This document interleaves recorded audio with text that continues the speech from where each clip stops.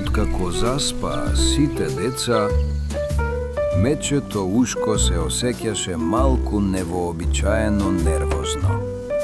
Па и се јави на итрата лисица. Мечето знаеше дека таа знае и троштини како брзо и ефективно да ја избрка неговата нервоза, што ниту едно друго животно во шумата не ги знаеше.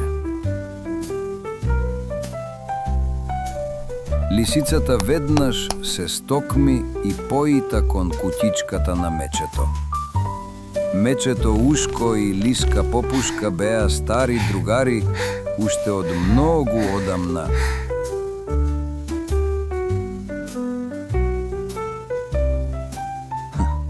Доволно одамна за да нема многу муабет. И Ушко да има голем попуст.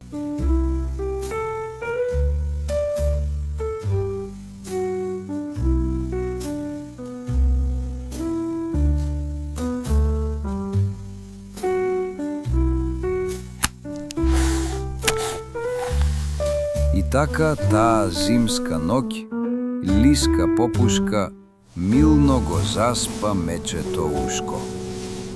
Ова е само почетокот на многуте приказни со среќен крај.